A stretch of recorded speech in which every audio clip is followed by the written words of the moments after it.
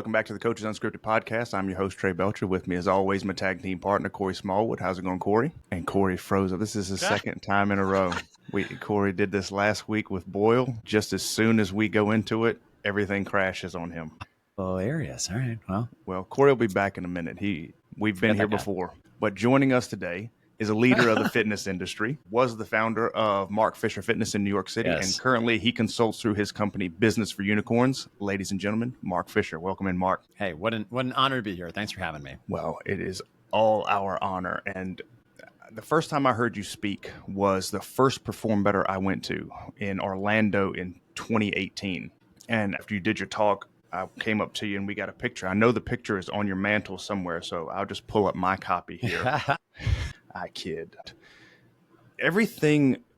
One thing, you are so articulate and your humanity comes through. And thank you.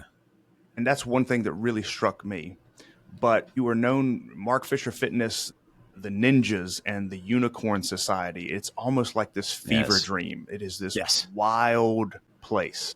Yes. And I just want to know what the impetus for that was. Where did that come from? Did you conjure that out of your mind? How did you come up with this wild place where everybody was treated so well? And that was one thing I always remember. But so much of what you did was different. And I just want to know where that comes from. God, I wish I knew. I mean, certainly I'm not a stranger to psychedelics.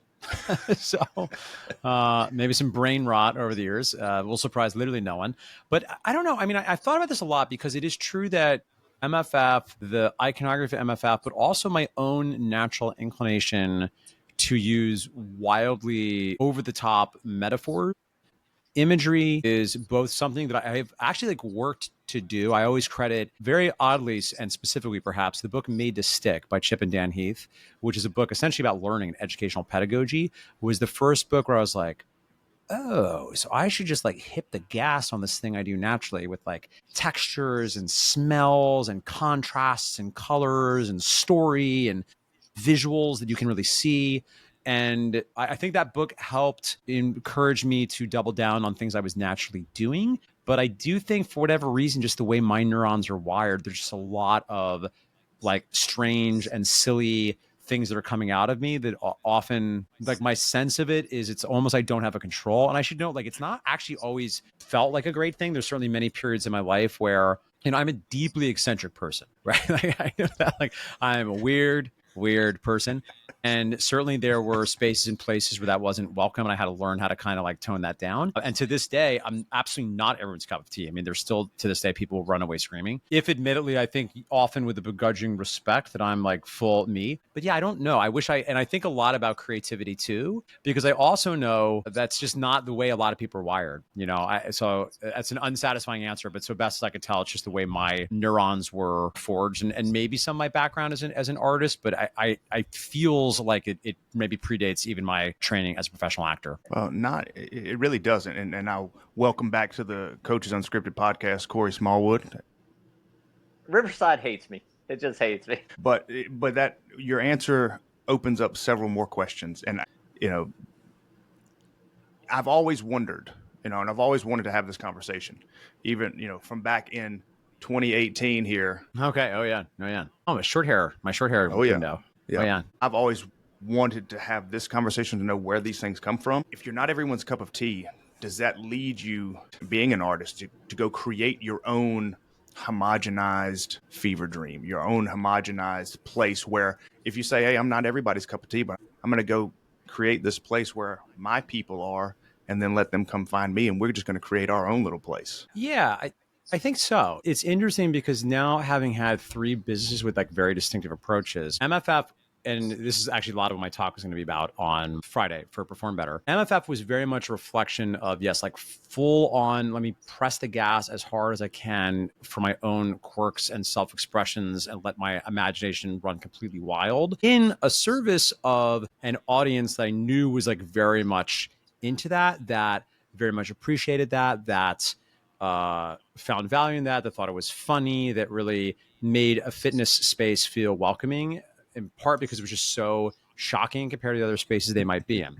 Now, I contrast that with a company that, and I was just thinking about this yesterday, it's sort of a poor name, Business for Unicorns, which is the name of the coaching business, which mostly works with gym owners. We never changed the name, but that started as a blog I wrote like in 2016, where I just want to start writing about business stuff because I was starting to, I think, maybe make some distinctions. Just wanted to, again, have one more platform to express and put order to the philosophies that were evolving. And for a while, they consulted across a lot of industries. And then it really wasn't, I think, till 2021 that we're like, okay, we're just going to focus on gyms because that's the world that we know. And also as a marketer, you land and expand, right? Like, which I know very, very important is like being clear on who it is you're serving. And that business, for anybody listening, if they follow Business for Unicorns, it's a little bit different in that it's definitely me. You're still getting Mark, but first of all, I'm a little bit older. That's definitely like a piece of it.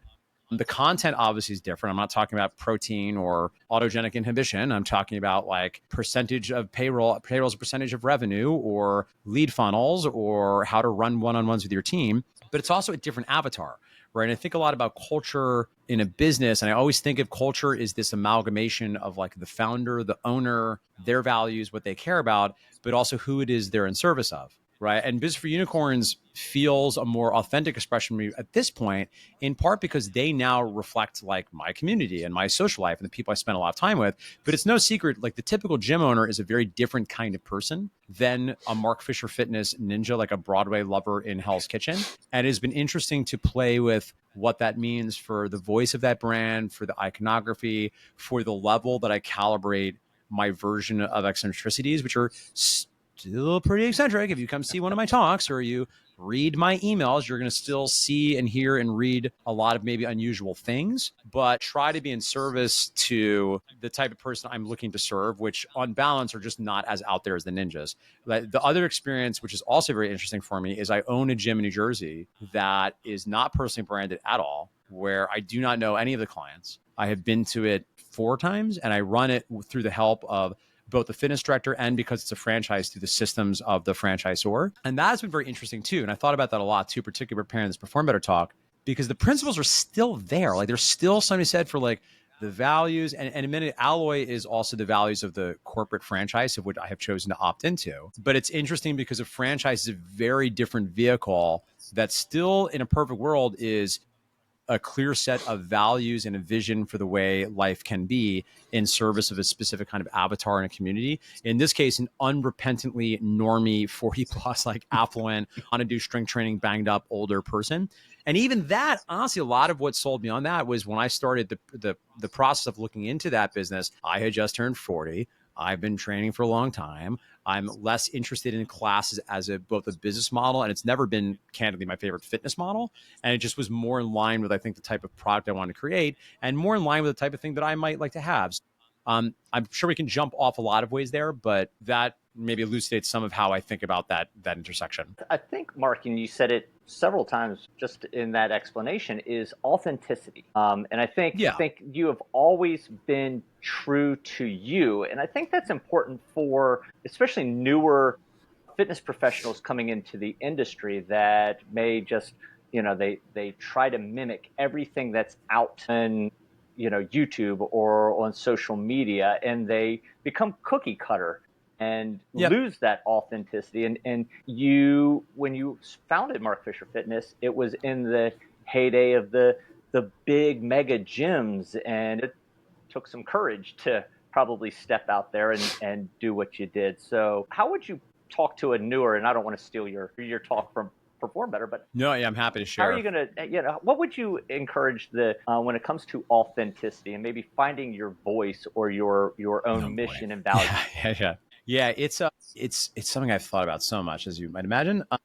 I mean, the first thing I'll say is this. So several years back, I put together a list of 40 maxims for my 40th birthday. Okay, what are like 40 things I might articulate to a younger version of me or my daughter? And one of the things I've thought a lot about is that like authenticity is I think, often poorly understood concept, because people are in fact like rather fungible, right? Based on the context you're in. I think any human that has any social intuition at all times, you're sort of bringing to bear the version of yourself that will be most useful. And frankly, the more successful a trainer is, I think the more flexibility they have bringing forth the many facets of themselves to a given conversation, right? I've often thought what made me very successful, certainly as a one-on-one trainer, but I think even so in what I do now and with Mark Fisher Fitness, just general with people, is arguably coming from like not always a happy place of sort of maybe an emotionally insecure upbringing, is who is the person of me that is real me that is going to make this person as comfortable as possible, right? And if we're being honest, like make them more likely to like me, right?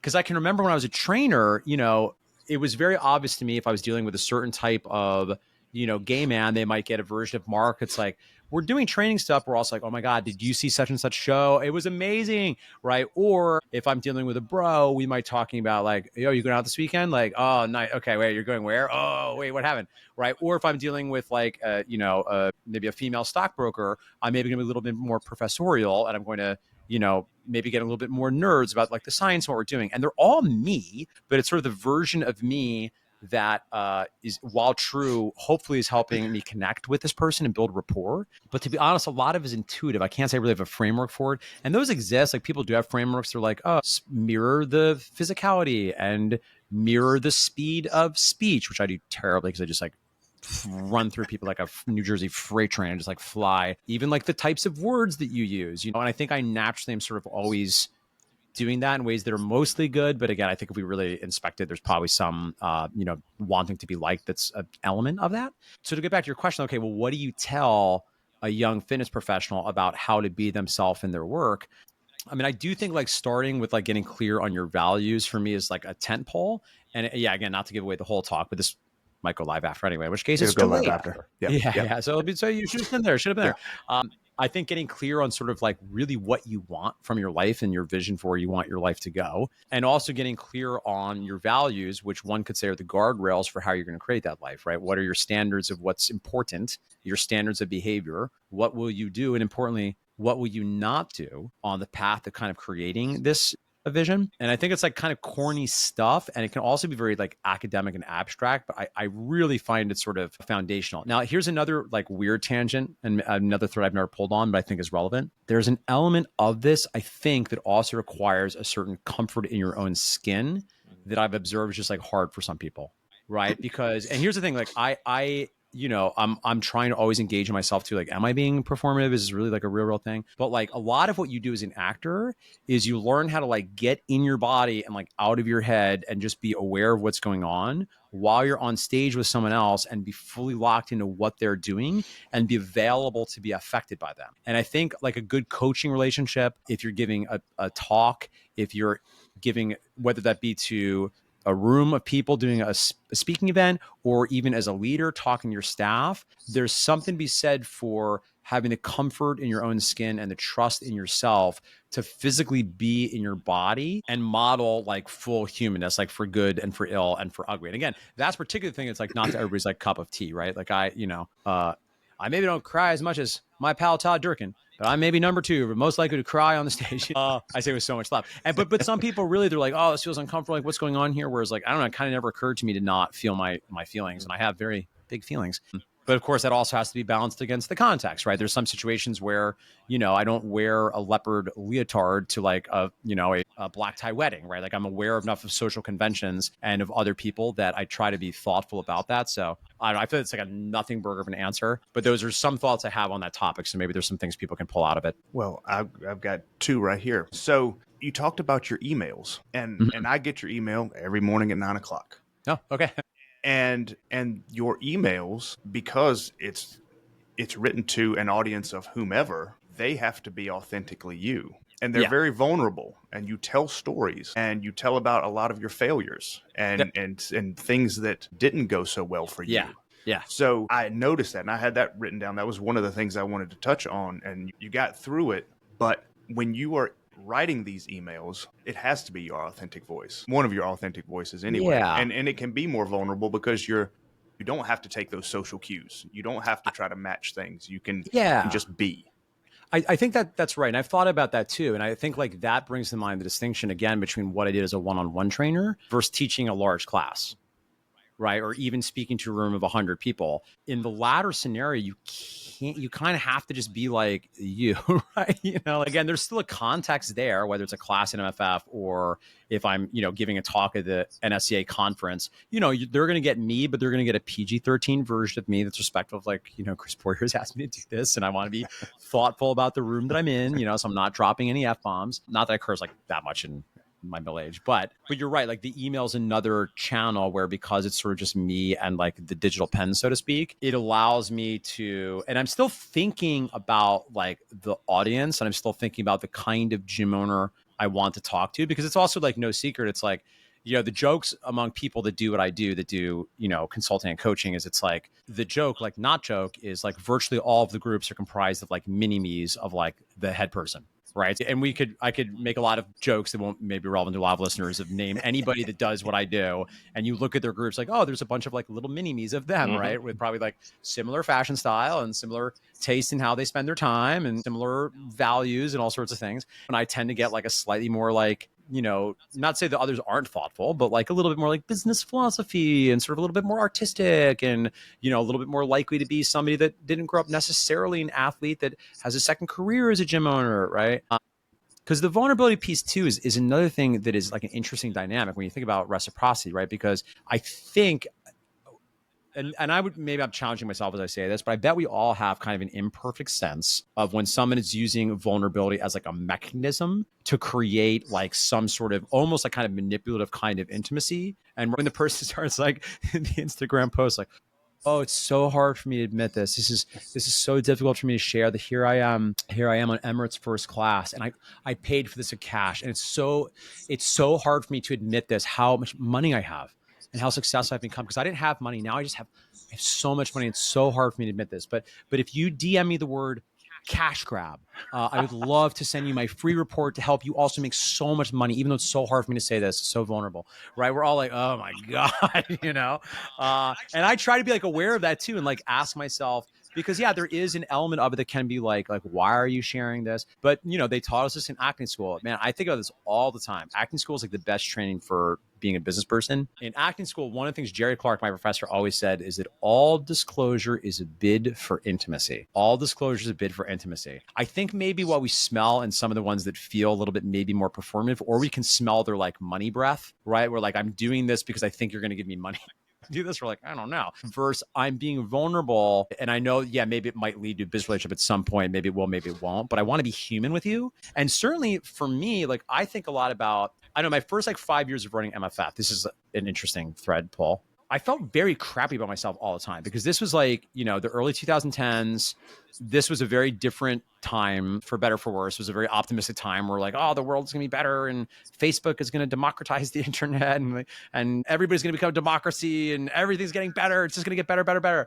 And I was oh no, it didn't maybe happen that way exactly. But one of the things about this was a very heady time if you're reading business books. And a lot of the business books that I gravitated to were these very beautiful, profound business books. Business is the most powerful force for making the human race better. And that was very helpful, because I kind of came out of background as an actor, and also growing up in the 2000s, where I'm thinking Enron, I'm thinking housing bubble crash. I'm thinking I can't trust any of you people in charge. You're all monsters. Anybody doing business stuff is a straight up monster. I'll be over here doing my art. And that really changed. I was oh, no. Business can be an opportunity to create a cool thing with other people I love, where we're growing and becoming better, and we're making money, even good money, but we're doing it because we're really, really helping people, right? But in those early years of MFF, because all of the books I was reading and all of the TED Talks, everybody was just talking how great they were. Everyone was just talking about oh, our business is so amazing, and we do this amazing thing. So from the I think of my career in 4 distinct eras. So I started speaking at the beginning of era 2, 2016, really is when I started doing it regularly. And that was right after I found Ari Weinswag, saying his name probably wrong, maybe, of Zingerman's Deli, who's been someone I really looked up to over the years. And I remember watching a speech he gave about Zingerman's. And it was just so refreshing, because I'm feeling so crappy about myself, because I'm I don't know, everybody's is all figured out. Zappos is perfect and all the good to great businesses are perfect. And sometimes my team gets mad at each other and sometimes they get mad at me, and this sucks. And I mean, I must be an idiot because everyone else is all figured out, right? And I was like, listening to, like, I found some Ari videos on YouTube, and he was like, yeah, well, this is what I say the values are, but I'm sure I'm going to mess it up when I walk out of here. And you're probably, somebody's mad at me right now, going to yell at me. I'm sure I messed it up, and they'll tell me, and that's fine.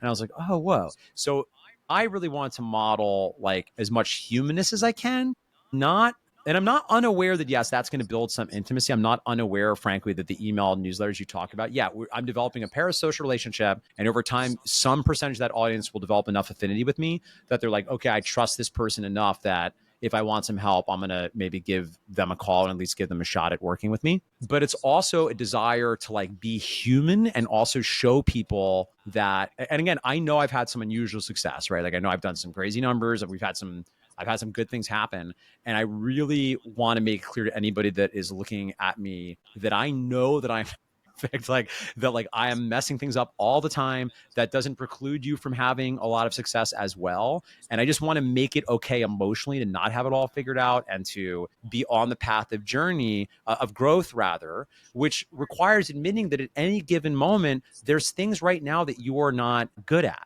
right? Like, and I want to be like, honest about that, and I don't want to like ever pretend like I think my doesn't, I don't know if I can curse, my poop doesn't stink, because like I know that it does, right? You know, leadership is an example where I feel most veering on hypocritical times, right? Whenever I talk about leadership, I'm like, look, I've had over 100 employees. I can tell you there are people that would say some negative things about some aspects of me as a leader. I actually feel good I die on the hill. I don't think anybody would say I was like out of integrity or I didn't want to do a good job.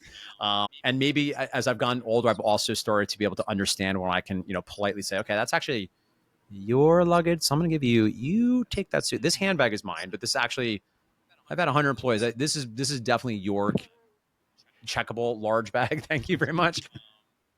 So at any rate, I'll pull up there, but those are, if I don't know, once again, if any of that is relevant, but that's sort of how I think about the vulnerability and authenticity paradox. I looked at Trey's face when you said poop, and I know Trey just went right to Billy Madison, and in his head he called it poop.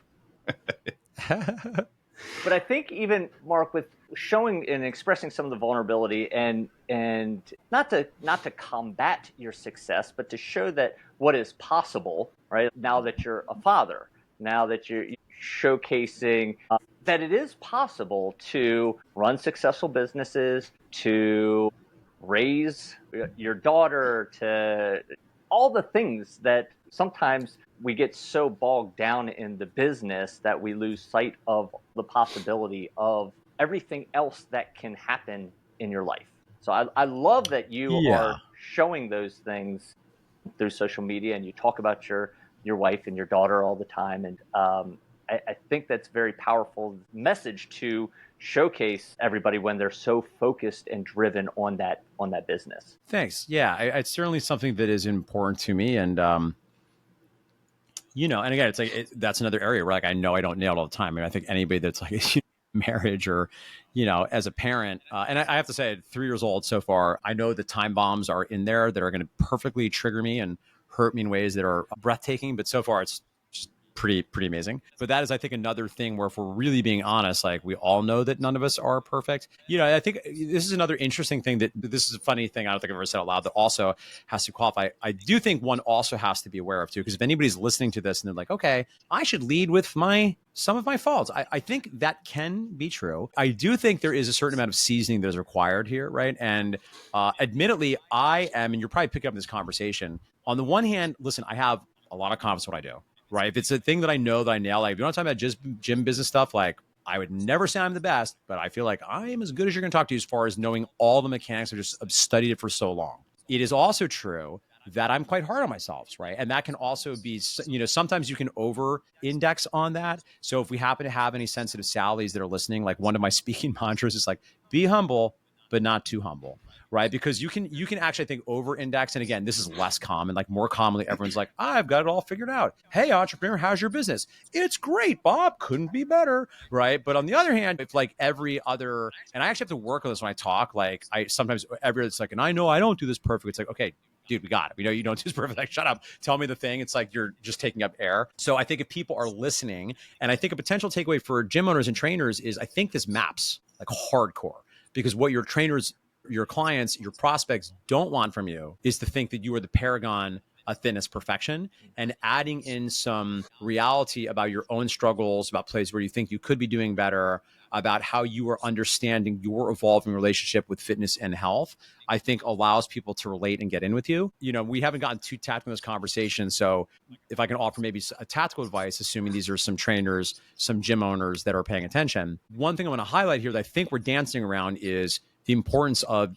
humanizing the business, right? Very much people want to work with a person and a human. They do not want to work with a business. I think sometimes gym owners and fitness professionals have a desire, I think, to be very like professional, right? And we want to really button up and we write in the royal we, even though it's just you training. And I don't say any of that's wrong, but I think in general, I am a fan of violently human brands. If for no other reason, then I think you will be more resilient to the coming robot apocalypse than people that are professional and nice. Because what AI will do way better than you ever will is make very beautiful, well-designed, not particularly human, not particularly messy, professional, mid-quality stuff that's good. And I think your opportunity, even as a gym owner, which is why I prefer being gym owners that are personally branded, bringing your humanness to bear, I think, again, allows you to capitalize on those relationships and make you accessible and relatable. You're not the trainer, the gym owner that's up here.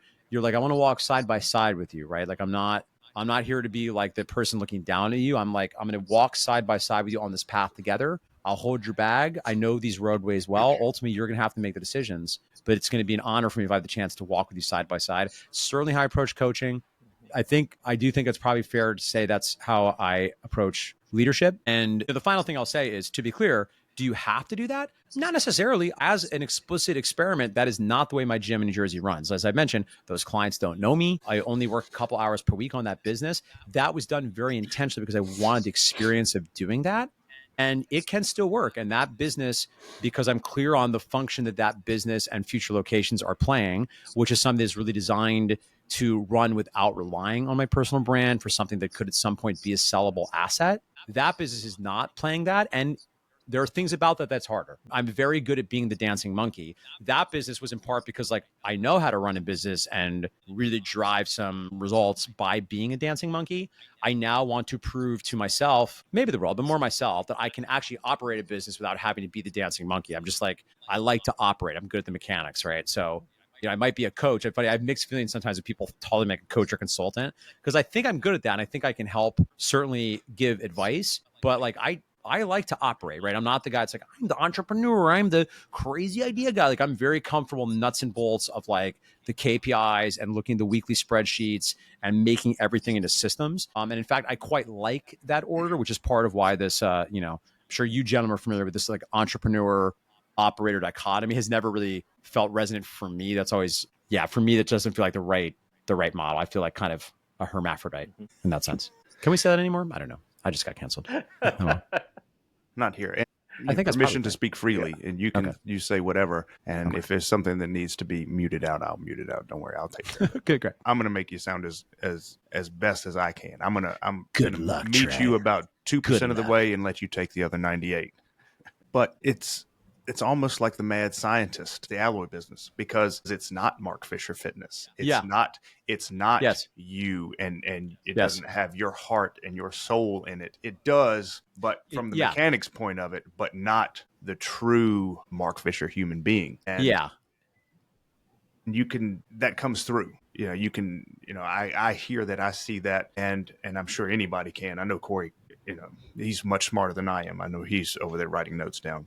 But you can tell, and that was one other thing that I wanted to touch on, was how long, like once you started Mark Fisher Fitness, how long did it take you to find that authentic voice? Was it there day one, or did it take time? You talk about your phases. Did it take time to figure out what that voice really was and who you really were in an operator standpoint? I think the voice was there from day one, right? So I think this could be a useful fiction. I always feel like MFF, I was just like the exact right age. I was like 30 when I started being like, oh, what am I doing with my life? What am I doing? I have no money. I've never made $40,000. Like I have like all this college loan debt. Like even if I'm like my career suddenly takes off, like it's still very hard. Like what am I doing in my life? I love training, but like I don't want to leave my community. So between really like turning 30 And I think MFF opened, I think we moved in the month before my 32nd birthday. Right? I think that 2-year window, man, I just got lucky. I think I was just old enough to really know who I was and just young enough to not give a shit. And I also had nothing to lose because like, well, if this all burns down in flames,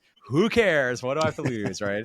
And I think that was an incredible advantage. I think most people, yeah, I don't know if that's true, but I imagine it's possible that some people might be like a little bit too young and they don't have things sorted out enough yet. They don't maybe have quite enough confidence when they launch, or they might get to be a little bit too old before they launch and they've come maybe too many conclusions and they have a little bit more to lose. And, you get a little bit more rigid as I think you get older. I don't think that's a bad thing, but I think your skill sets change over time. So for me, I think the raw material of the voice was there and the confidence to bring forth that voice. And again, I have to give credit to my clients, right? Because I had a community of people that were like, yeah, more. Like I was like a misbehaving like 4-year-old that just kept getting positive feedback, just push it harder and harder and say crazier and crazier things and do wilder things. Like everybody just kept being like, yeah, and even that initial team, which also was like, there's an amazing TED video by Derek Silvers, who created a company called CD Baby, who's like kind of a business philosopher dude.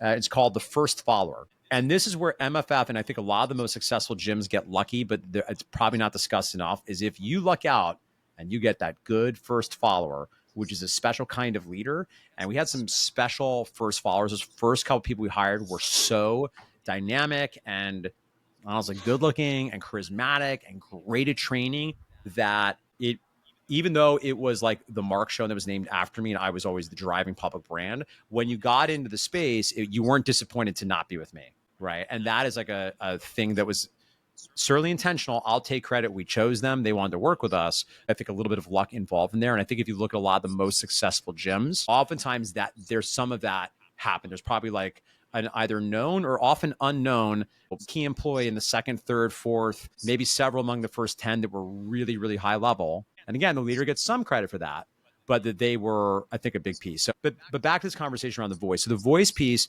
Michael Keeler, my business partner, I think also gets credit for helping shape and codify it because I would just speak in tongues. And we did the very first MFF planning session. He came to my apartment in Astoria and he put up like a spreadsheet. He put up like a projector. He brought up a physical projector. And meanwhile, I'm like an actor. I'm like, what witchcraft is this? There's a slideshow. There's a PowerPoint. And he put together, he's great at design. And he put together all these things from just having come and watched me take class and took notes. Like he was the one that was like, oh, we're going to call them ninjas. And all these like sayings like, who do you want to be today? And blah, blah, blah, blah. And I was like, whoa, those are so cool. Where'd you get these? And he was like, you said it. So he helped really codify me like saying 1,000 strange things for minutes. And I think he and I both and that team did a good job of also interacting with the clients. I always felt MFF, the culture was shared together. So yes, I was always probably driving the voice, but even the voice of MFF that was beyond me, I think was shaped in important ways through interaction with like the ninjas and understanding what iconography or weird phrases or things really like sparked imagination in them. And I think a lot of the first 4 years, I was going to say Epoch 1, like MFF 2012 to 2015, which was a very beautiful, crazy revenue generating, lightning in a bottle. Like 2015, it was our 4th year. We did 4 million in like 4,500 square feet. I mean, like we shall never see the likes of her again. It was crazy, but it also wasn't super sustainable. Right. And in fact, I'll pull up there, but I'll just say briefly, when I think about era 2 of me was maybe 2016, right up till COVID. And that is the era where we maybe get too much credit for things that were just like lightning in a bottle and some luck of the timing in place for the first era. I might say there's maybe not enough attention paid to the incredibly hard thing that I think that team pulled off, which is we made the plane in the air and then actually started to systemize those things. Because I think there's an alternate reality, candidly, where that plane could have come right down. And yeah, we didn't stay at 4 million for forever, but it was like, definitely north of 3, like nearly touched that for like several years. And like that, I'm very, very, very proud of. And then it had to make another transition after the COVID era because so much changed like in New York City and with the business and with the staff. But the operations stuff, I had no clue really the first like 4 to 5 years. So even though so much of what I teach now is operations, that was not a thing that I think I had an aptitude for it, but it took me years to figure out, which is maybe another takeaway for a listener. I sometimes feel like I remember I went to go visit the Zingermans the first time. They do a good job of the whole time being like, don't compare yourself. We've been doing this for 30 years. So what do? I compare myself. I get very depressed. I go to Zingerman's. I'm like, I suck. MFF sucks. I'm so shitty. Like, we don't know what we're doing. Right. And I know that sometimes I'm sure I probably have a version of that effect on people. So in addition to hopefully having some humanizing stories of my many failings, I also just want to say, like, I mean, for 5 years, I didn't do any of these things. So yeah, listen, I want to push on you. If you want to be playing on hard mode, yeah, if you've been doing this for 10 years and you're still not looking at your P&L, like, let's have a conversation. What are you doing? But your first like few years, like, I get it. You got to make the plane in the air. You're training lots of sessions. You're trying to hire people. You don't have time to read like aggressively as I did. Like, that's not normal. And even if you did, there's some trial and error that's going to happen. I would argue in 2025, there's more shortcuts available because of companies like Business for Unicorns. You don't have to make it up from scratch. I have 70 playbooks. You can just steal mine, whether you need a sports performance marketing funnel, you need an org chart for a small group gym, you need a system for opening up your third, fourth locations, right? Like, I got all those now. Again, we didn't have those in my day. So you could maybe save some time, but I also believe, unfortunately, you can't insulate yourself entirely from like, I'm going to do my best to help you avoid the arrows in my throat, but I have good news. You're going to make all your own mistakes, right? Which is always my argument for like, just pay the money, hire some help. Mm-hmm. You don't have to. It's just going to take you way longer, and you're just going to make all your own mistakes. And I guess there's a certain creative satisfaction in that. It's just not the way I'm wired. I've never kind of understood that mindset because I'm always happy to pay money because I know that I have all my own, I'm still going to make all my own mistakes. Right. So anyway. Trial and error is so expensive. I mean, that's the thing that is so expensive. And because also money has like a time value. Like, I'll often put up a slide too. It's like the cost of like not getting the help. And I know the reasons why. Listen, it gets humbling. Also, it is fair to ask, like, okay, these are a lot of money, a lot of these programs. Like, you can also ask yourself, like, do I like the cut of this guy's jib, right? As I mentioned, a lot of these businesses are, the clientele base are mini-me's of the owner. And you might be like, I love you, Mark, but I don't know, for me, dog, that's okay. I'm not offended. But maybe find somebody, right? Because what happens is a lot of and listen, we're not over here just counting nickels. Okay. Like, we're trainers. I get it. Like, it's not the main thing that motivates literally any of us. Otherwise, we'd be doing another career, right? But the reality is, like, these compounding improvements, the earlier you make them and the efficiencies in the systems of your gym, you save yourself time, energy, and money. You have less team members that you hurt their feelings because you didn't set expectations well. You have less clients that are annoyed with you. You keep more clients longer. You're able to charge the appropriate rates sooner. You just make everything easier. And it's still going to be very, very hard. But because these things will compound, if you plan to own a gym, I own MFF for 13 years, right? Like, if you can front load a lot of success, even if you're growing at a compounding rate of 10% more with help than without, well, if you did over a 10-year window and then just invest that delta, that dividend, like, then you think that things you invest, traditional stock market returns are going to double every 7 to 8 years. That's like, we're talking sometimes millions of dollars for a typical gym owner over the course of a working career. So anyway, I'll shut up there. That's my, get off my lawn, kids. Get off my lawn. Okay, I'll step off this. I found myself on a very high horse over here. Well, that's what we came for. And that's what the talk is going to be about, right? I know you said it was 13 years in one wild ride. Is that am I dialed in on the name? Yeah. Yeah, I know a lot of it is for people that aren't able to see it. Make you feel a little bit better. It is very top of mind. So certainly a lot of things we're talking about are in there. But I appreciate this because this is the goal is to maybe talk about some things I don't usually talk about. I think we're definitely getting into some of that territory. Yeah, well, for us, it's all about the relationships and building relationships, and we're going to see each other in 2 or 3 days, and the relationship is going to be different than it was an hour ago. And that's what brings us all together. That's what helps the rising tide raise all ships. And I appreciate it. And I know you got to get out of here, so we're going to wrap this thing up. But I've really looked forward to this for a long time. And I'm very appreciative of you coming on here and just sharing the stories and having the opportunity to ask these questions and take my notes. And I just thank you so much for doing it. We're going to have to get true honor. We'll have to get episode 2 because I got questions about working for Vinny. I want to know more about Burning Man.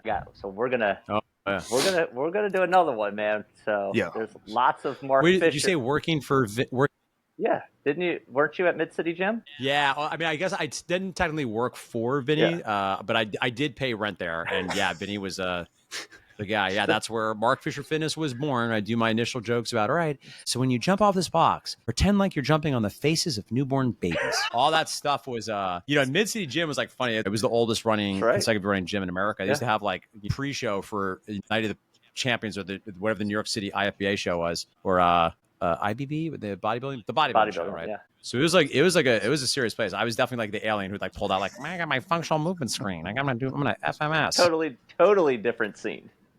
Totally different scene. Yeah. Well, let's get together here in Providence and we'll plan out episode 2 with Mark Fisher. But we'll let you get out of here. We thank you for joining us on the Coaches Unscripted podcast. We hope today's stories have inspired and empowered you. Please connect with us on Instagram at Coaches Unscripted Podcast. Like, subscribe, comment, and share to continue the conversation and stay updated on future episodes. Follow Mark on Instagram at Mark Fisher Human Being and at Business for Unicorns. Mark, we thank you so much for joining us. I would say the latter, you'll get a little more content. You're welcome to follow me, but you'll occasionally just get reshared stories from my wife.